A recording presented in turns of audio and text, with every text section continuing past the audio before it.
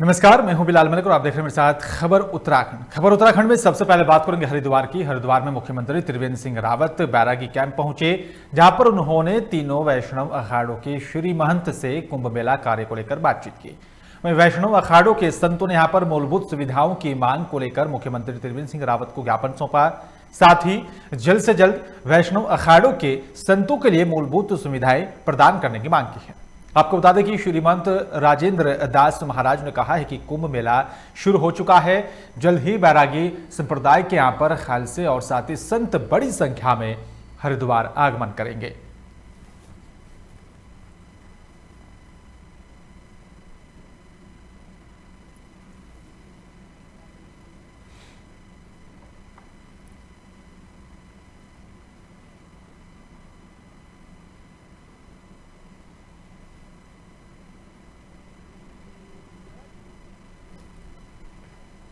और चलिए बात करेंगे सितारगंज की। सितारगंज नगर पालिका बोर्ड के सदस्यों की सोमवार को समीक्षा बैठक हुई है, जिसमें यहां पर पालिका बोर्ड सदस्यों और साथ ही ठेकेदारों ने पालिका अवर अभियंता रविंद्र सिंह से वार्डों में किए गए कार्यों और साथ ही अधूरे पड़े कार्यों के बारे में जानकारी मांगी, जिस पर अवर अभियंता से कोई ठोस न दिए जाने पर और साथ ही बोर्ड सदस्यों पर SC/ST एक्ट में फंसा देने की भी धमकी दी है। और साथ ही आपको बता दें कि यहाँ पर बोर्ड सदस्यों ने आरोप लगाया है, जिसको लेकर नगर पालिका अध्यक्ष हरीश दुबे और साथ ही सभासदों ने जिलाधिकारी उधम सिंह नगर से मिलकर अवर अभियंता के स्थानांतरण करने की मांग की है।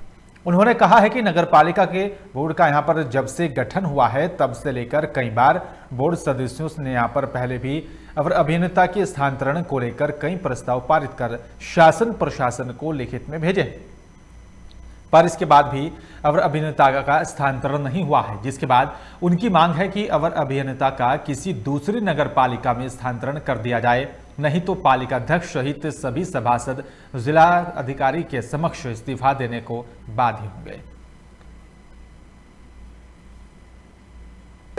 लगाइए कि जब से हम लोग जीत के आए हैं लगभग 2.5 वर्ष होने को आ गया है, जो हमारे अवर अभियंता रविंद्र सिंह है वो बिल्कुल काम नहीं करते, किसी प्रकार का उन्होंने काम नहीं। 100 से ऊपर ऐसे हमारे जो है कि ये मान लीजिए कि निर्माण कार्य से संबंधित प्रस्ताव है जो धरातल पे आज तक उतर नहीं पाए। वो जितने भी एमबिया नहीं बनाते, धरातल पे काम बिल्कुल नहीं करते। जो ठेकेदार जो है कि काम नहीं करते हैं उनको किसी प्रकार की कार्रवाई नहीं करते। कई बार कहने के बाद भी हम लोग परेशान हो गए थे और इससे पहले भी हमने करीब 9 पत्र ऐसे लिख दिए थे। तो आज हमको लगा कि जिलाधिकारी महोदय के संज्ञान में मामला डालना चाहिए। मैं और मेरा पूरा बोर्ड जो है कि आज जिलाधिकारी महोदय के जो है संज्ञान में डाल लें, लिखित रूप में आज हम देने आए कि इसका स्थानांतरण कर दिया जाए। लगाइए कि जब से हम लोग जीत के आए हैं लगभग। और इस बीच हरिद्वार से बड़ी खबर आ रही है। आपको बता दें कि पंचायती निरंजनी अखाड़े की पेशवाई शुरू हो गई और साथ ही आपको बता दें कि आज धर्मनगरी हरिद्वार में आस्था का जनसैलाब पूरे नगर में पेशवाई का भ्रमण हुआ है और साथ ही हाथी घोड़ों के साथ पेशवाई यहां पर निकली और चांदी के रथ पर बैठकर साधु संत बैंड बाजे के साथ हुआ पेशवाई का भ्रमण। और साथ ही आपको बता दें कि इस पूरे कार्यक्रम को लेकर सुरक्षा व्यवस्था के भी यहाँ पर कड़े बंदोबस्त किए गए थे। हरिद्वार से इस वक्त की बड़ी खबर आपको बता दें कि पंचायती निरंजनी अखाड़े की पेशवाई शुरू हो गई है। धर्मनगरी हरिद्वार में आस्था का पिछला सैलाब पूरे नगर में पेशवाई का भ्रमण हुआ है। हाथी घोड़ों के साथ निकली पेशवाई और साथ ही चांदी के रथ पर बैठकर साधु संत निकले, बैंड बाजे के साथ पेशवाई का भ्रमण हुआ है।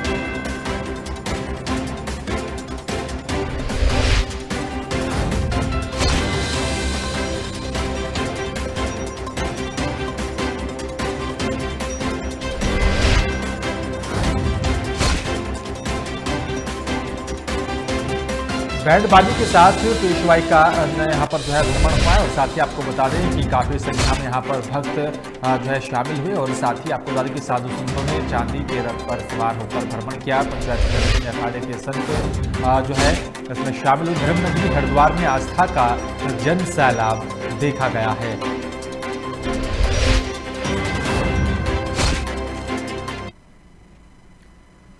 चमोली में तपोवन रैणी आपदा के बाद राहत बचाव कार्य अभी भी जारी है। दरअसल BRO बेली ब्रिज बनाकर तैयार कर रहा है। अब तक 72 शव और साथ ही 30 मानव अंग अलग अलग स्थानों से बरामद हो चुके हैं, जिसमें से यहां पर 42 शवों और साथ ही एक मानव अंग की शिनाख्त भी की जा चुकी है। जोशीमठ थाने पर अब तक कुल 205 लोगों की गुमशुदगी दर्ज की जा चुकी है। और वहीं रैणी में जो पुल बहा था वहां बीआरओ का बेली ब्रिज शुक्रवार तक बनकर तैयार हो जाएगा। और वहीं बीआरओ के चीफ इंजीनियर आशु सिंह राठौड़ भी लगातार वहां पर नजर बनाए हुए हैं। उन्होंने बताया कि जल्द ही बेली ब्रिज बनकर तैयार हो जाएगा, जिससे बचाव और साथ ही राहत कार्य में मदद मिलेगी।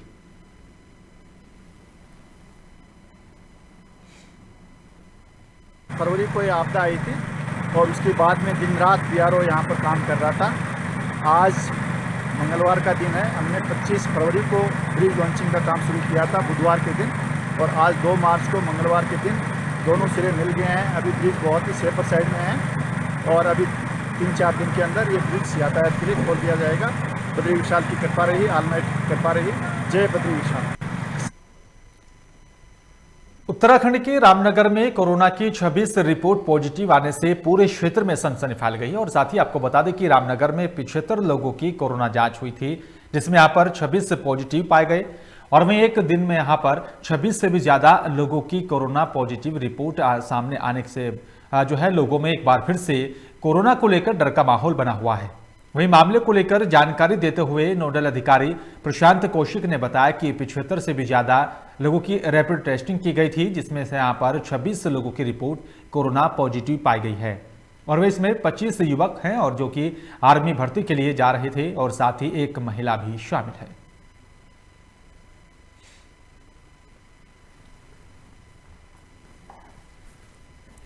करीब 26 लोग पॉजिटिव आए हैं, जिसमें एक महिला है। और मुख्यतः जो आर्मी में भर्ती जाने के लिए थे उनके टेस्ट किए गए थे, उनमें ही ये 25 लोग पॉजिटिव आए हैं और एक महिला पॉजिटिव आई है। करीब 26 लोग पॉजिटिव आए। डोईवाला ब्लॉक के नागल बुलंदावाला गांव की ग्रामीण महिलाओं को रोजगार से जोड़ने के लिए विज्ञान शिक्षा और साथ ही अनुसंधान केंद्र ने सूचना एवं विज्ञान प्रौद्योगिकी विभाग ने 7 दिवसीय कार्यक्रम का आयोजन किया। क्योंकि ये जो प्रोजेक्ट है बेसिकली हमको गोविंद वल्लभ पंत हिमालयन पर्यावरण संस्थान के द्वारा एक नेशनल मिशन प्रोग्राम है, उसके तहत ये फंडेड है। तो उस प्रोजेक्ट के तहत हम ये लोग इस कार्य को आगे संचालित कर रहे हैं।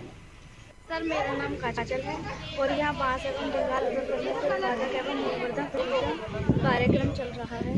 ये कार्यक्रम सरस्वती जन कल्याण एवं स्वरोजगार संस्थान देहरादून से है और हमें इस कार्य को करके बहुत खुशी मिलती है। और हमारा ये मानना है कि इसको यहीं तक सीमित ना किया जाए, इसको लेवल अप मतलब ऊंचाइयों पर भेजा जाए ताकि हमें रोजगार मिले।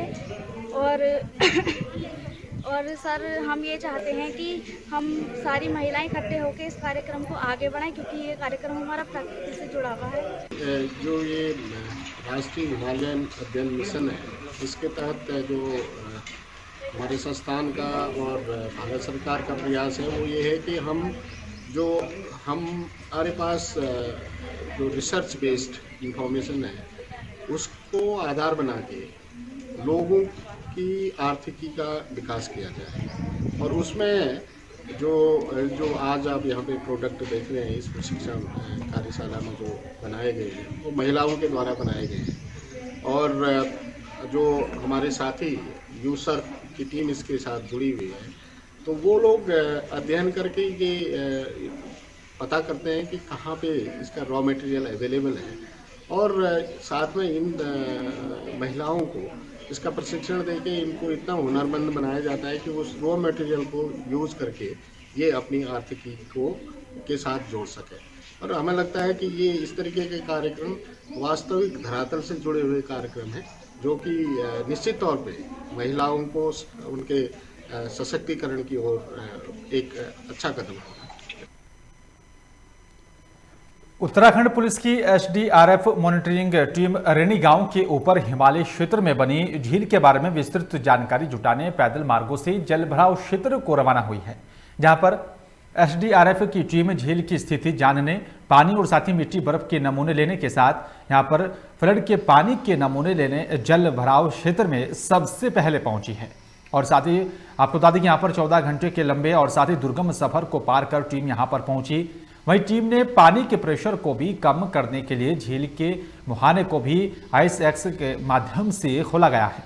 और वहीं आपको बता दें कि वापसी के दौरान टीम ने बिहार और साथ ही ग्लेशियर वाले स्थानों पर रोप हक भी यहां पर बांध कर छोड़ दिए, जिससे कि अन्य आने वाली टीमों को भी दिक्कतों का सामना न करना पड़े।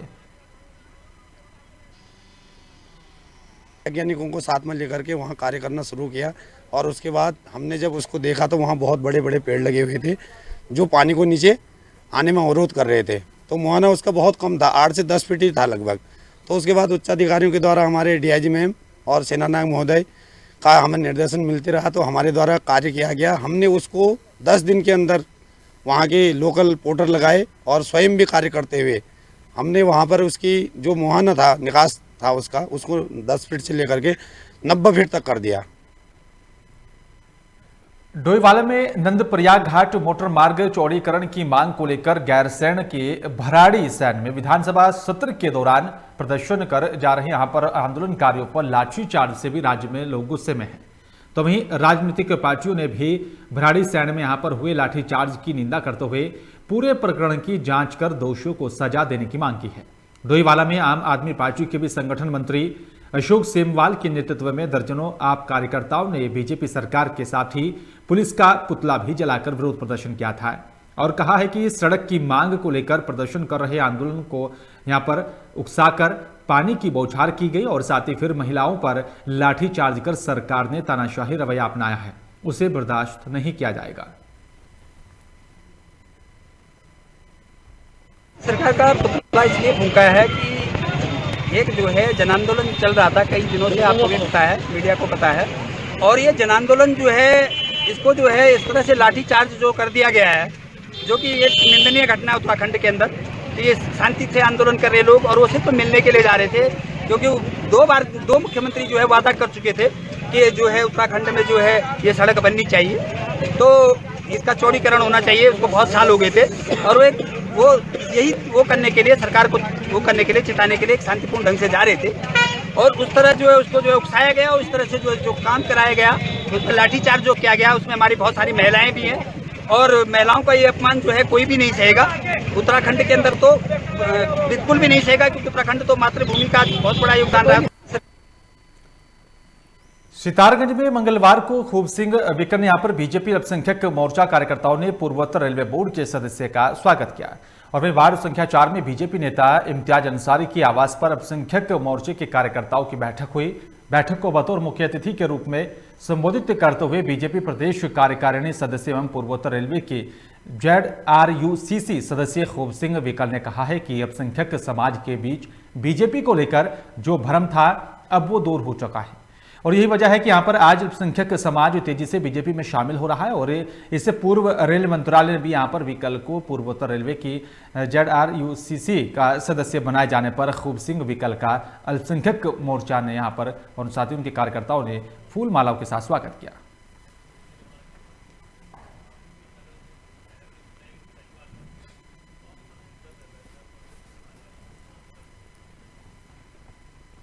भारतीय जनता पार्टी में ज्यादा से ज्यादा लोग अल्पसंख्यक समाज कैसे जुड़े और सरकार की नीतियों को भी वो हम बताएं, ऐसा मैंने उनसे निवेदन किया है।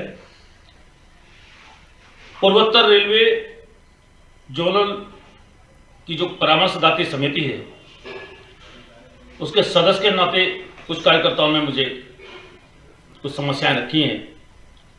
मैं जैसे ही बैठक होगी जो कार्यकर्ताओं की जो समस्याएं हैं और जो सुझाव हैं उनको मैं परामर्शदात्री समिति की बैठक में रखूंगा। डोईवाला में बढ़ती महंगाई को लेकर कांग्रेस लगातार प्रदर्शन कर रही है। डोईवाला में कार्यकर्ताओं ने गैस और साथ ही डीजल पेट्रोल के बढ़ते दामों को लेकर गैस की शव यात्रा निकालकर पुतला दहन कर आक्रोश व्यक्त किया है। कांग्रेस कार्यकर्ताओं ने आरोप लगाया कि आज महंगाई 7वें आसमान पर है, सरकार इस पर अंकुश लगाने में नाकाम साबित हो रही है, जबकि कांग्रेस सरकार के समय में यहां पर बीजेपी सड़कों पर उतरकर महंगाई को लेकर लगातार मुद्दा बनाती रही और लगातार विरोध प्रदर्शन करती रही है। पर आज इतनी महंगाई बढ़ने के बावजूद भी जो है बीजेपी नेता चुप्पी साधे हुए हैं और आम जनता को राहत देने के बजाय सिर्फ पार्टी को मजबूत करने में जुटे हैं। वो स्मृति ईरानी क्या आज दिख रही है गैस को लेकर धरना प्रदर्शन करती हुई या कहीं मांग उठाती हुई कि इसके रेट कम किया जाए? हाँ, स्मृति ईरानी जी अगर दिख रही है तो गोलगप्पे खाते हुए दिख रही हैं।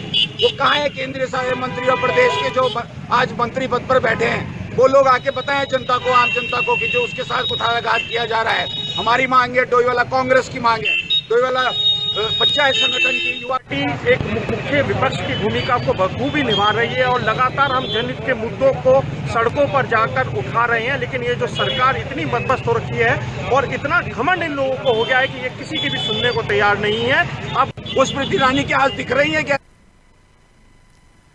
नगीना कॉलोनी क्षेत्र के लोग कई समस्याओं से जूझ रहे हैं और जिसमें यहां पर मुख्य रूप से सड़क में भरा पानी, समय से पानी नहीं आना, बिजली के तारे घरों के ऊपर जो है झूलना, सफाई ना होना सहित कई मूलभूत सुविधाओं से क्षेत्र के लोग वंचित हैं। वहीं लोगों का कहना है कि लाल कुआं के विधायक नवीन दुमका बीजेपी से हैं और लेकिन इस बस्ती में अभी तक प्रधानमंत्री नरेंद्र मोदी की और साथ ही चाहे केंद्र की सरकार हो या फिर राज्य सरकार की योजनाओं का लाभ लोगों को नहीं मिल पा रहा है। आपको बता दें कि मूलभूत सुविधाओं से वंचित ये लोग लगातार सरकार से मांग कर रहे हैं कि राज्य और साथ ही केंद्र की सरकार की योजनाओं से इन लोगों को कोई लाभ नहीं मिल पा रहा है। झुग्गी झोपड़ी में रहने वाले लोग लगातार मूलभूत सुविधाओं से वंचित चल रहे हैं, जिसको लेकर इन्होंने मांग की है कि प्रधानमंत्री आवास योजना जैसी तमाम योजनाएं जो केंद्र सरकार की चल रही हैं, उन योजनाओं का भी इन बस्ती के लोगों को कोई लाभ नहीं मिल पा रहा है। जिस तरीके से मांग की गई है, अब देखना होगा शासन प्रशासन क्या कुछ कदम उठाता है और जिस तरीके से सरकार लगातार जन जन तक योजनाओं को पहुंचाने को लेकर कदम उठाती है, उसके बाद शासन प्रशासन किस तरह से जनता तक सरकार की योजनाओं को पहुंचाने में सफल होगा या नहीं। क्योंकि एक बानगी ये तस्वीर है सामने, जिसको देखकर लगता है कि सरकार की जो योजनाएं चल रही हैं उनका कोई फायदा जनता को नहीं मिल पा रहा है। पानी की समस्या ज्यादा है, लाइट की है, देखो तार सिर में लग गए, क्या होगा? आए दिन तोड़ने की पहले कह देते हैं कि हाँ तोड़ेंगे, झोपड़ियाँ बसाने की बात नहीं कहते हैं बस, और ऐसी कोई बात नहीं करते। कभी विधायक जी का मुंह देखा? नहीं। इन नाली में इतने कीचड़ जमा रहता, हम ही लोग औरतें साफ करते हैं। उधर आगे रास्ते में पानी भरा पड़ा है, रास्ते की परेशानी है। कितने साल से रह रहे हो यहाँ पे? हो गए 30 साल करीब। ये तार की क्या समस्या है? ये तार बिल्कुल नीचे लटके पड़े। अच्छा सर, ये नगीना कॉलोनी बस्ती है, ये लाल कुआं में है और यहाँ पर सरकारी लोग तो आते हैं, ये वोट मांगने भर को आते हैं साहब, और उसके बाद फिर ये यहाँ पे कोई काम तो अपना दिखाते नहीं है। रुद्रपुर की थाना ट्रांजिट कैंप पुलिस ने चोरी की 4 बाइकों के साथ 3 आरोपियों को गिरफ्तार किया। आपको बता दें कि गिरफ्तार आरोपियों में एक आरोपी नाबालिग बताया जा रहा है और वहीं रुद्रपुर के सीओ सिटी अमित कुमार ने बाइक चोरी की घटना का खुलासा करते हुए बताया कि क्षेत्र में पिछले लंबे समय से बाइक चोरी की घटनाएं लगातार सामने आ रही हैं, जिसको लेकर एसएसपी उधम सिंह नगर ने थाना पुलिस को चोरी की बाइकों की बरामदगी के निर्देश जारी किए थे। जिसके बाद पुलिस टीम ने दर्जनों सीसीटीवी कैमरे खंगाले और मुखबिर की मदद से सिडकुल ढाल के पास चेकिंग के दौरान ट्रांजिट कैंप निवासी सहित एक अन्य युवक को हिरासत में लिया गया, जिसके पास से मौके पर ही चोरी की एक बाइक भी बरामद की गई है। जिसके बाद पुलिस ने तीनों से पूछताछ कर अलग अलग जगहों से 3 और बाइक बरामद की हैं। फिलहाल पुलिस ने तीनों आरोपियों का उनको गिरफ्तार कर उनके खिलाफ विभिन्न धाराओं में मुकदमा दर्ज कर कोर्ट में पेश किया। ये ट्रांजिट कैंप में 18 तारीख को एक बाइक चोरी हुई थी, जिसकी तलाश के लिए टीम का गठन हुआ था। इसमें पुरानी जो बाइक चोरी हुई थी उसकी तलाश की जा रही थी। उसी के संबंध में 3 मुलजिम जो गाड़ी से जा रहे थे उनको पकड़ा गया। उनके बताने पे उन्होंने बताया एक गाड़ी हमारे घर में है, तो उनके घरों में चेक किया गया तो एक गाड़ी उनके घर से बरामद हुई। इसमें 2 बालिक हैं, जिसमें शिवा और राजेंद्र बालिक हैं। इसमें एक विधि विरोध बालक है। इन तीनों को कोर्ट में पेश कराया जा रहा है। सीएम की घोषणा में शामिल खटीमा का नया रोडवेज बस अड्डा लोहिया पुल के पास बनने जा रहा है, जिसका सीधा लाभ पहाड़ के यात्रियों के साथ साथ खटीमा और साथ ही नानक मत्ता की विधानसभा क्षेत्र के लोगों को मिलेगा। वहीं खटीमा के पुराने रोडवेज बस अड्डे की यहां पर जमीन प्राधिकरण को स्थानांतरण होने के बाद प्राधिकरण अब उसमें व्यावसायिक इस्तेमाल के लिए कॉम्प्लेक्स बनाने जा रहा है।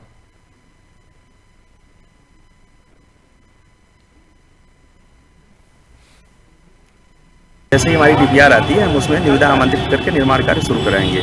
अभी एक हफ्ते पूर्व बोर्ड बैठक हमारी हुई थी, उसमें आयुक्त महोदय ने उसको अनुमति भी प्रदान कर दी है। और बाकी जो वित्तीय विश्लेषण है, हमारा जो नया कॉम्प्लेक्स बनना है, जो पुराना बस अड्डा हमें ट्रांसफ़र हुआ है, उसका भी हम बोर्ड से अनुमोदन करा के शीघ्र ही उसमें भी कार्य शुरू कराएंगे। रोडवेज बस अड्डा बहुत जल्दी बनने जा रहा है। विकास प्राधिकरण ने उसको जो है अपने उसमें ले लिया है, उसके लिए भूमि भी आवंटित कर दी गई है। और ये खटीमा विधानसभा की घोषणा में उसको सम्मिलित माननीय मुख्यमंत्री जी ने किया था। और वो हमारा जो बस अड्डा है वो पहनिया पर जो टोल टैक्स है उससे पहले लोहिया पुल के नजदीक, वहाँ पर उसके लिए लगभग 3 एकड़ भूमि वहाँ पर आवंटित हो चुकी है। बहुत जल्दी जो है बस अड्डे का हम लोग शिलान्यास। रुद्रपुर की सुभाष कॉलोनी में एक युवक ने अपने कमरे में फांसी के फंदे पर लटककर आत्महत्या कर ली है। जानकारी मिलते ही स्थानीय लोगों ने पुलिस को सूचित किया, जिसके बाद पुलिस मौके पर पहुंची और साथ ही मृतक के शव को कब्जे में लेकर पोस्टमार्टम के लिए भेजा गया। वहीं पुलिस का कहना है कि पोस्टमार्टम रिपोर्ट आने के बाद मामले का खुलासा किया जाएगा, जिसके बाद फिलहाल पुलिस मामले की जांच कर रही है।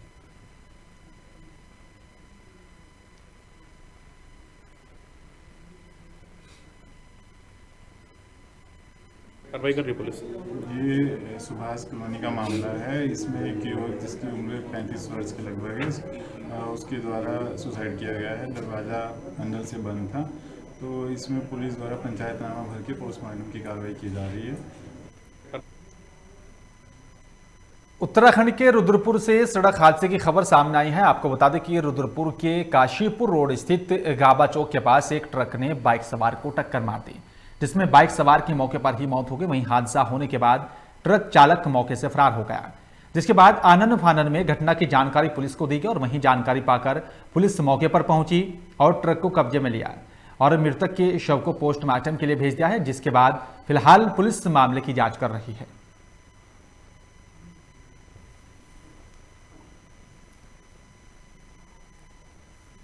लक्सर में पंचायती अखाड़ा बड़ा उदासीन की रमता जमात तो मंगलवार देर शाम कानपुर गुजरात से राजस्थान उत्तर प्रदेश होते हुए जमात लक्सर पहुंची और आज लक्सर में शोभा यात्रा के जुलूस में यहाँ पर हजारों लोग शामिल हुए। लक्सर से पीपली अखाड़ा निर्माण तक पहुंचते हुए 50 से अधिक जगहों पर जमात के यहाँ पर अनेकों सामाजिक और स्थानीय लोगों ने भव्य स्वागत किया, जिसको लेकर लोकमंच के संवाददाता गोविंद चौधरी ने ग्राउंड जीरो पर ही शोभा यात्रा में आए संत प्रेमदास से खास बातचीत की। उदासीन की जो शोभा यात्रा है वो इस समय आपको लक्सर में देखने को मिल रही है, जो सीधे राजस्थान कानपुर होते हुए उत्तर प्रदेश को होते हुए अब लक्सर में पहुंची है और ये दिव्य शोभा यात्रा अब लक्सर में होते नजर आ रही है। तो हमारे साथ वन प्रयाग से महाराज मौजूद है, उनसे भी बात करने की कोशिश करेंगे। महाराज, किस तरह से जो आज जो शोभा यात्रा निकली है, किस तरह की शोभा यात्रा है कब तक?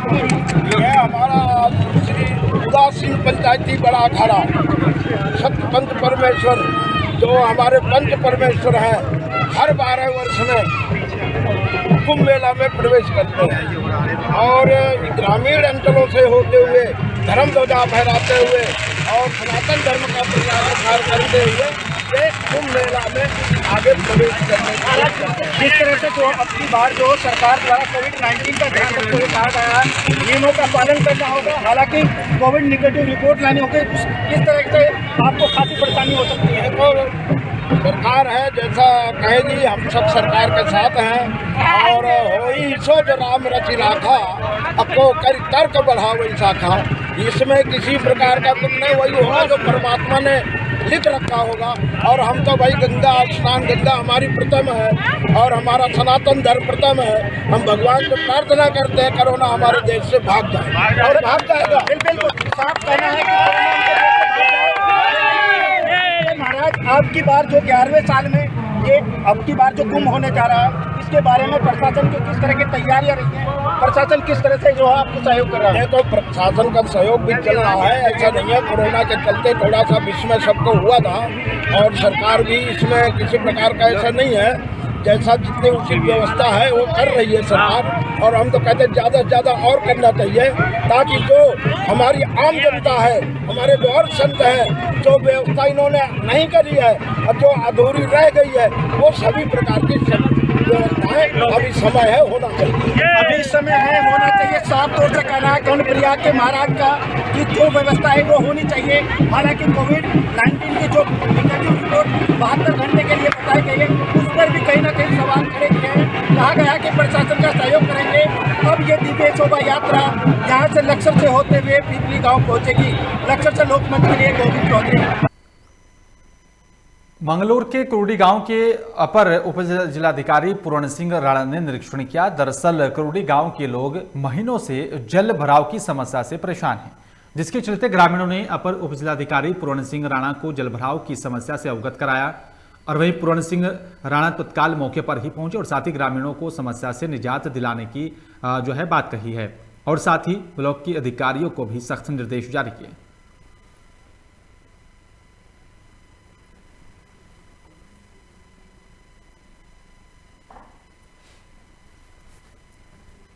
नहीं, देखिए, ये प्रकरण कल संज्ञान में आया था मीडिया के माध्यम से भी, और कुछ गांव के लोगों द्वारा कल तहसील में आके समस्या को रखा गया था। तो उसी क्रम में आज विज़िट किया गया है और बाकी पूरे गांव में सफाई का एक ड्रेनेज का प्रॉपर व्यवस्था है, लेकिन एक जो बीच में जो गली है उसमें कुछ जगह पे पानी कलेक्ट हो रहा है, जिससे कि 10-15 परिवारों को प्रॉब्लम हो रही है।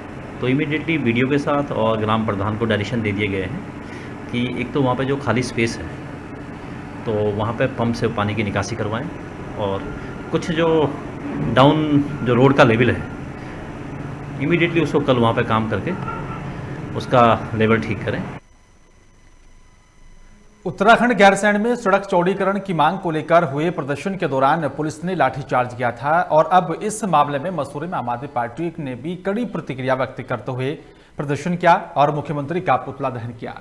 साथ ही दोषी पुलिसकर्मियों के खिलाफ कार्रवाई करने की मांग करते हुए प्रदेश सरकार के खिलाफ जमकर नारेबाजी की गई। इस दौरान आम आदमी पार्टी के मसूरी विधानसभा प्रवक्ता नवीन प्रशाली ने भी कहा है कि बीजेपी सरकार तानाशाही रवैया अख्तियार कर रही है।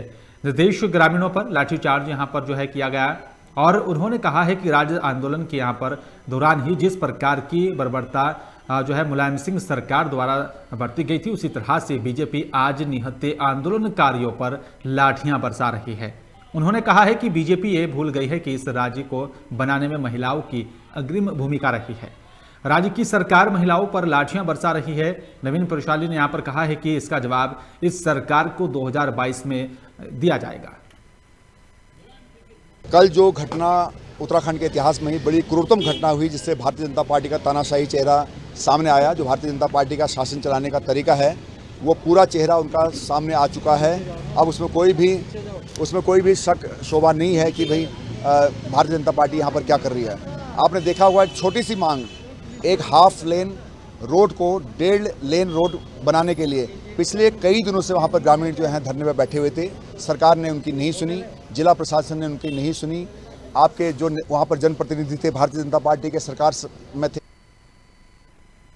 कोतवाली मंगलौर के नजरपुरा गांव का युवक संदिग्ध परिस्थितियों में गायब हो गया है। दरअसल मिली जानकारी के अनुसार नजरपुरा गांव का अमन नाम का युवक रात से ही गायब है। वहीं गायब युवक के परिजनों ने सभी जगहों पर तलाश की, लेकिन अभी तक कोई सुराग नहीं मिला है। परिजनों ने बताया कि गायब युवक के कपड़े मंगलौर गंग नहर के पुल पर रखे मिले हैं। परिजनों को नहर में कूदने का अंदेशा है और साथ ही वहीं मिली जानकारी के अनुसार गायब युवक पर मुकदमा भी चल रहा है और वहीं जिसकी तहरीर मंगलौर कस्बा चौकी में दी गई है। मंगलौर सीओ पंकज गैरोला ने भी यहां पर बताया कि गायब युवक के परिजनों की ओर से तहरीर आई है।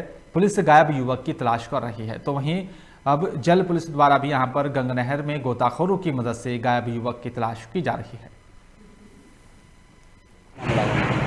जी रात से 9 साढ़े 9 बजे करीब लापता है घर से, तो हमने उसकी खोज करी। सुबह के टाइम आए इधर घूमने के लिए, तो यहाँ पे जो नहर के पुल के पास देखा उसका एक तो टी शर्ट और मोबाइल वहीं पे मिला हमें। या तो उसकी घबराहट की वजह से जो नहर में गिर गया या क्या पता कहाँ गया।